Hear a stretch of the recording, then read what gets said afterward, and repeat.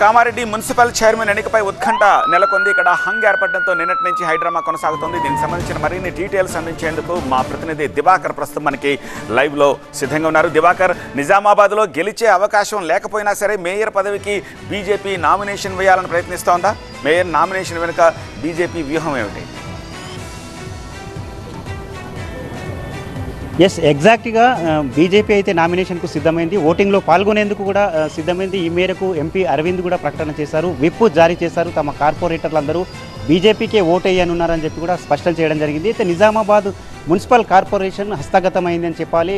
ఎంఐఎంతో కలుపుకొని Congress party municipal corporation పీఠాన్ని ఇప్పటికే కైవసం చేసుకుంది.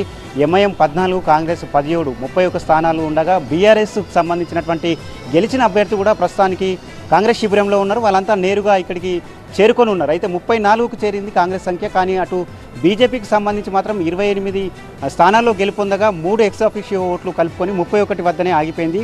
ఇక్కడ కాంగ్రెస్ పార్టీ స్పష్టంగా మున్సిపల్ కార్పొరేషన్ మేయర్ పీఠాన్ని దక్కించుకొని ఉంది. డిప్యూటీ మేయర్ ఎంఐఎంకు కేటాయించే అవకాశాలు కనిపిస్తున్నాయి. మరోవైపు కామారెడ్డి మున్సిపాలిటీపై ఉత్కంఠ కొనసాగుతుంది. గత 2 రోజులుగా ఇక్కడ హైడ్రామా కొనసాగుతుంది. మొదట ఇక్కడ మొత్తం స్థానాలు 49కి గాను 25 మ్యాజిక్ ఫిగర్గా చెప్పాలి. అయితే దీంట్లో 19 కాంగ్రెస్ పార్టీ గెలుచుకుంది, 16 స్థానాలను బీజేపీ పార్టీ గెలుచుకుంది, 11 స్థానాల్లో బీఆర్ఎస్ గెలిచింది, 3 ఇండిపెండెంట్గా గెలిచారు. అక్కడ ఇండిపెండెంట్ క్యాండిడేట్లు కీలకంగా మారారు. అయితే ఈ మొదట ప్రచారం జరిగినట్లు కాంగ్రెస్ పార్టీలో బీఆర్ఎస్ చేరుతున్నట్లు ప్రచారం జరిగింది. దాన్ని ఖండించారు బీఆర్ఎస్ నేతలు. మేము బీఆర్ఎస్లోనే ఉన్నామని చెప్పారు. ఇప్పుడు మళ్ళీ కొత్త ప్రచారం తెరపైకి వస్తుంది.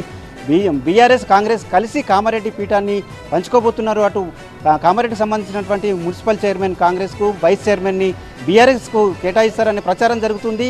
ఇండిపెండెంట్గా ఉన్నటువంటి అభ్యర్థి మున్సిపల్ చైర్మన్ అయ్యే అవకాశాలు కనిపిస్తున్నాయి. కానీ ఇవన్నీ ప్రచారాలు మాత్రమే అని చెప్పాలి. గంటకు అక్కడ పరిణామాలు అయితే మారుతూ వస్తున్నాయి. Yes, all right.